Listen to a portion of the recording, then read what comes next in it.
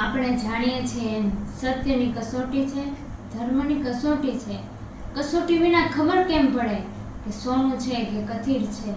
આવા અસંખ્ય દાખલાઓ આપણા ભારતમાં છે, એમાંય આપણા ગુજરાતમાં અને ખાસ કરીને એમ કહેવાય કે સૌરાષ્ટ્રમાં છે. એટલે જ કીધું છે કે ભારતી ભૌમની બંધુતના આવડી, ધન્ય હો ધન્ય સૌરાષ્ટ્ર ધરણી, ધન્ય હો ધન્ય સૌરાષ્ટ્ર ધરણી. સૌરાષ્ટ્રની માટીની ફોરમ કંઈક અલગ છે. શું કીધું છે કે કાઠિયાવાડમાં કોક દી ભૂલો પડ ભગવાન, થાને મારો મહેમાન તો તને સ્વર્ગ ભૂલાવી દઉં શામો. પ્રાચીન દુહો આપણે ઘણીવાર સાંભળ્યો છે. મારી ઘેર આવજે એમ નથી કીધું, ભૂલો પડ ભગવાન. આવજે એમ કે અને આવે તો સગવડતા કરી રાખે, પણ કોક દી ભૂલો તો પડ ભલામણા. રાતી જ્વારના રોટલા નહીં હોય તો પણના દીકરા ખાંડીને ખવડાવશું, પણ એકવાર આવી જા મોહન થઈશ મહેમાન, અમ ઘરે એક જ વાર તો જમને રાતે જુવાર તને સ્નેહથી જમાડું શામળ. એકવાર આવ બાપ. અને આવ્યો છે અખિલ બ્રહ્માંડનો નાથ.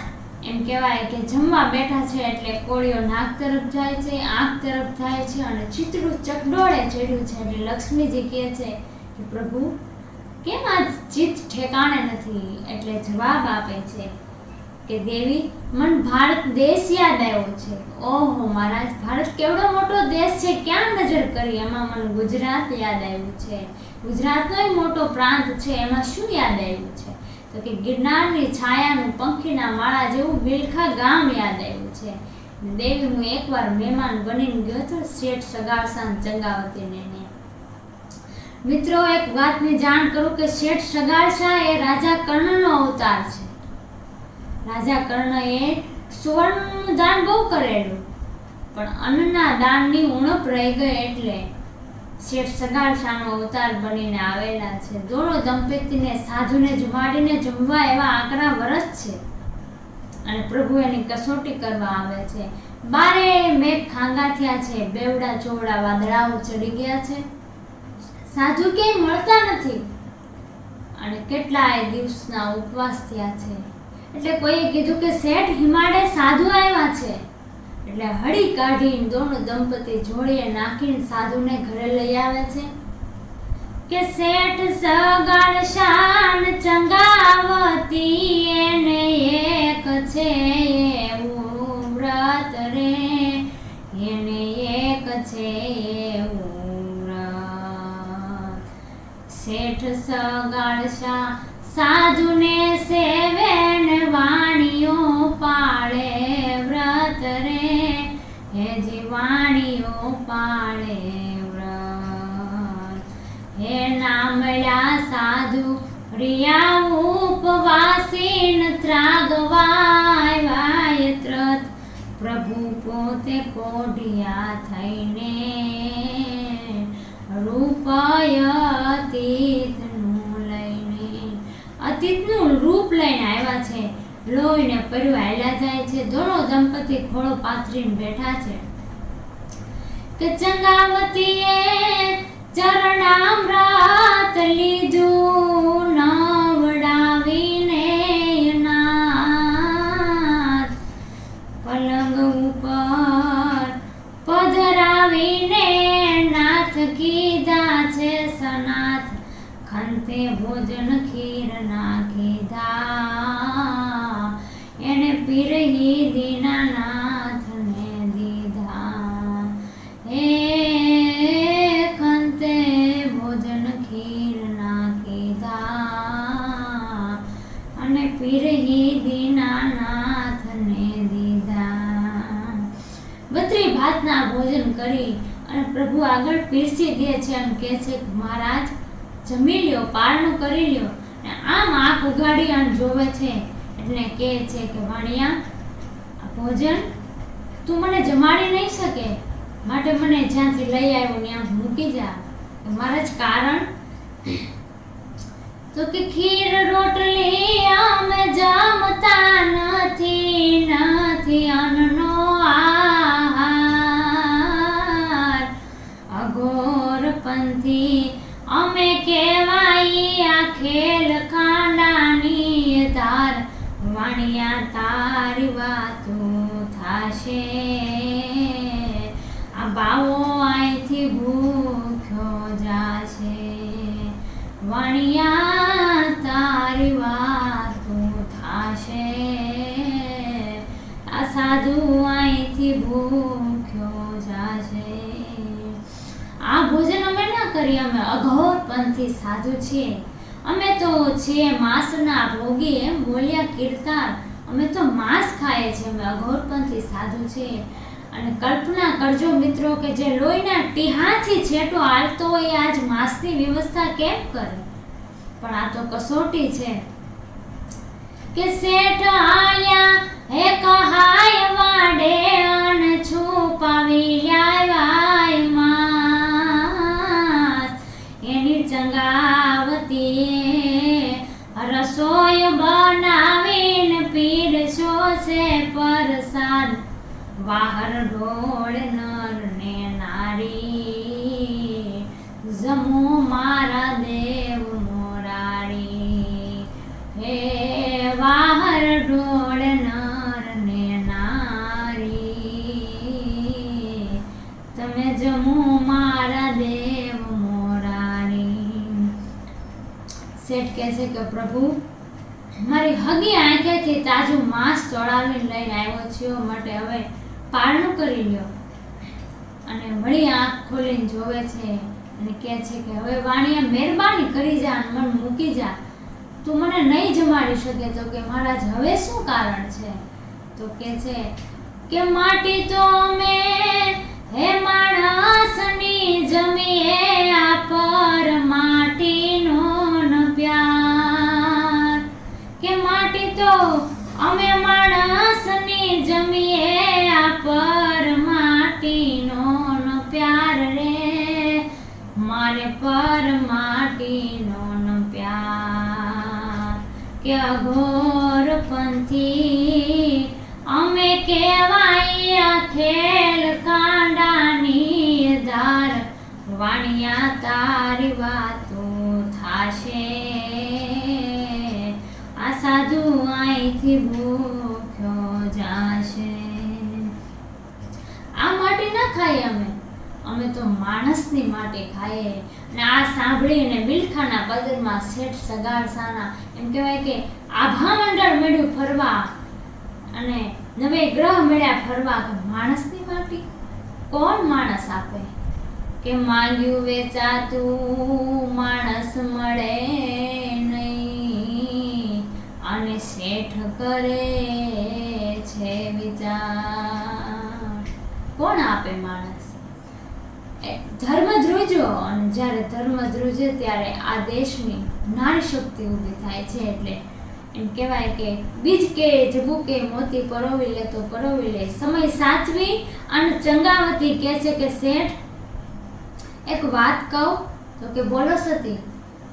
તો કે આ સાધુ કોઈ જેવો તેવો નથી, હું આના પગલા પારખી ગઈ છું શેઠ, માણસ નહીં મળે. અને મારું એવું કેવું છે કે આપણા ચેલૈયાને ખાંડીને ખવડાવી દઈએ તો કે ઓહો સતી આપણા ચેલૈયાને? તો કે હા, ક્યાં છે ચેલૈયો? તો કે નિશાળે ગયો છે. તો કે ભલે સતી. અને આ બધું સાધુના વેશમાં આવેલા ભગવાન સાંભળે છે એટલે કહે છે ઓહો હજી તો આગળ વધવું પડશે. એટલે એનું એ તત્વ છે એ નિશાળે જઈ અને શિક્ષકના શરીરમાં પ્રવેશ કરે છે. અને ચેલૈયો ભણતો હોય છે ત્યાંથી અચાનક ઊભો કરે છે કે ચેલૈયા બેટા ઊભો થા. તો કે કેમ ગુરુદેવ, મને કેમ ઊભો કરો છો? તો કે ભાગી જા અહીંથી, તારા માવતર તને મારવા બેઠા છે. કે ભણતો ગણતો એ ભાગ ચેલૈયા, મારું માની લે પતિત રે, બેટા મારું માની લે પતિત.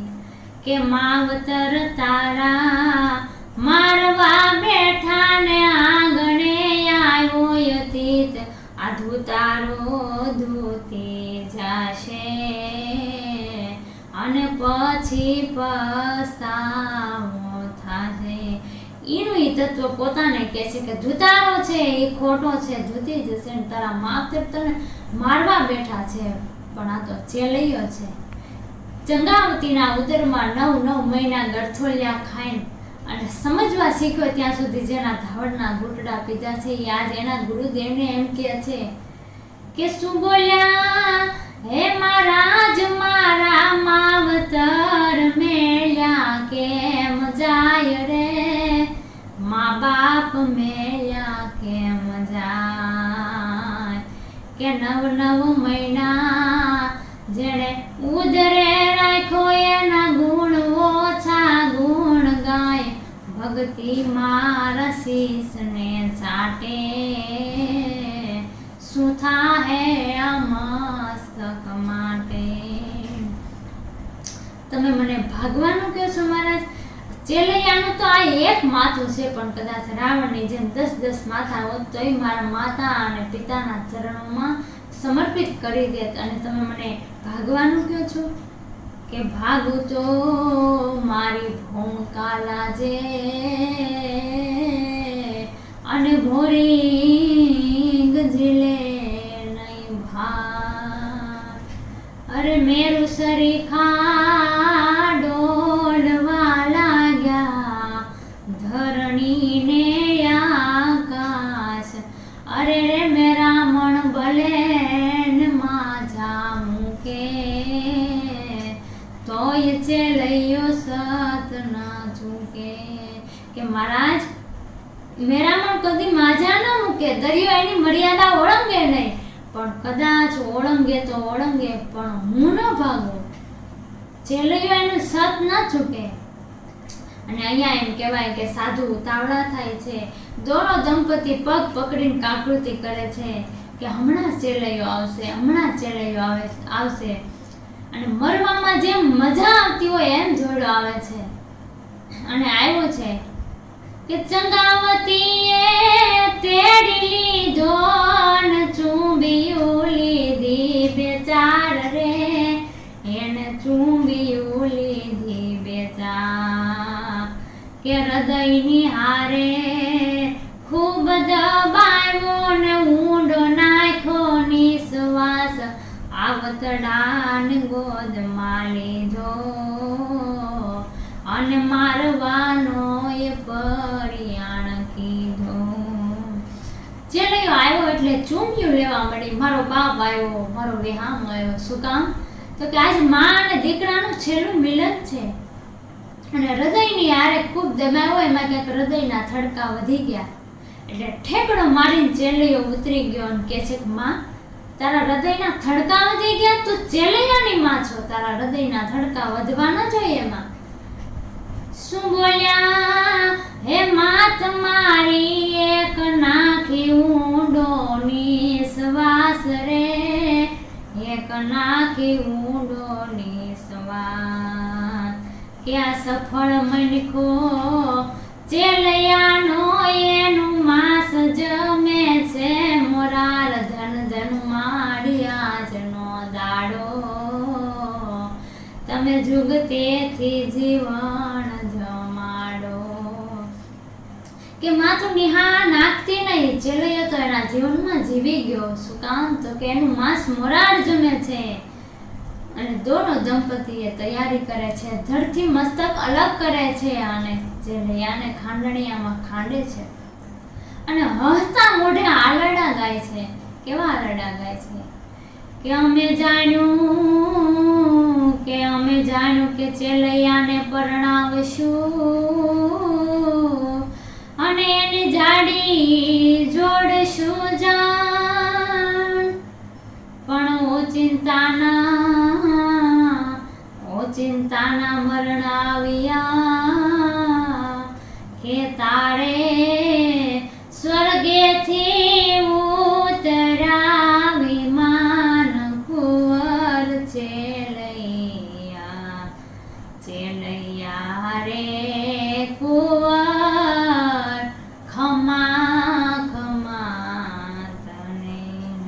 અને આ ભારતની નારી કહી શકે, શું કહી શકે કે તારે હાલરડે પડી હડતાલ કુંવર ચેલૈયા રે કુંવર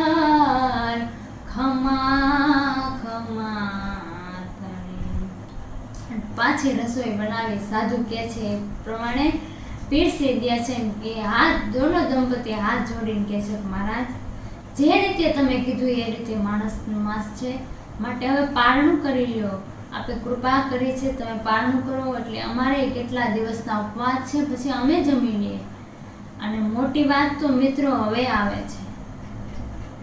છે કે વાણિયા મેં કીધું એ રીતનું માંસ છે, હું જમી લઉં, પણ હવે તારા એક દીકરાને મારી સાથે જમવા બેસાય. મહારાજ હવે દીકરો નથી? નહીં. તો કે નહીં, કે વાંજિયાનું અમે જમતા નથી એમ બોલા કીર્તાર રે, તેડી એમ બોલા કીર્તાર. તું વાંજ્યો કહેવાય, હવે તારા અન્ન મારે ન જમાય. વાંજ્યાના ઘરનું હું જમતો નથી.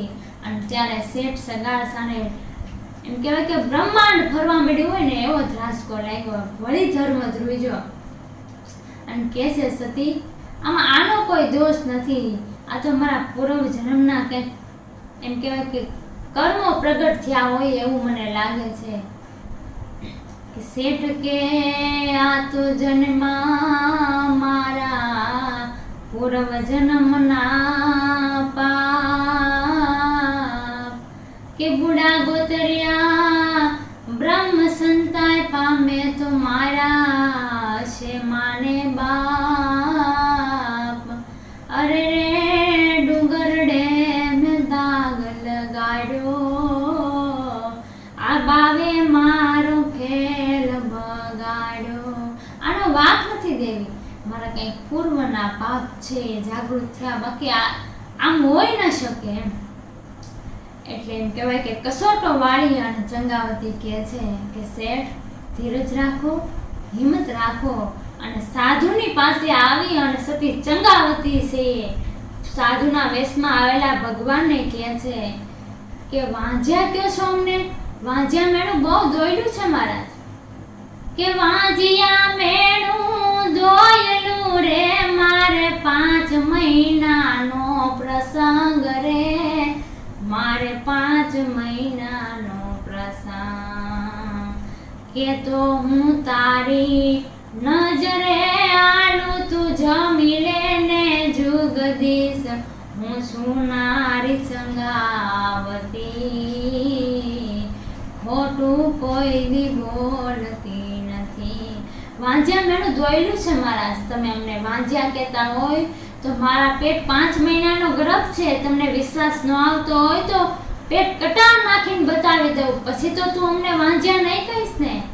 અને અખિલ બ્રહ્માંડનો માલિક જવાબ દેવામાં એમ કહેવાય કે થોડી ઢીલ કરે છે, તો હાથમાં કટાર લે છે. કે કટાર લીધી હાથમાં, ત્યાં તો પ્રગટો દીનો નાથ રે, તે દી પ્રગટો દીનો નાથ. કે હરિએ એના હાથ જાળા, મારા પ્રભુએ હાથ જાળી લીધા છે પ્રભુ. અને શું કે છે કે ધન ધન તમે નર ને નારી, માગો એમ કે મોરારી. ધન ધન તમે નર ને નારી, માગો એમ કે મોરારી. એટલે દોનો દંપતી હાથ જોડીને કહે છે કે મહારાજ અમારે કાંઈ માગવું નથી, પણ અમારી જેવી કસોટી કરીને એવી ભવિષ્યમાં કોઈની કસોટી નહીં કરતા. શું કામ? તો કે આગળ કળિયુગ આવી ગયો છે. અને વાત એ સાચી છે કે આ નાની નાની વાતની અંદર એમ કહેવાય કે માણસ પોતાનું શરીર નષ્ટ કરી નાખે છે. તો આ કસોટી કેવડી મોટી હશે.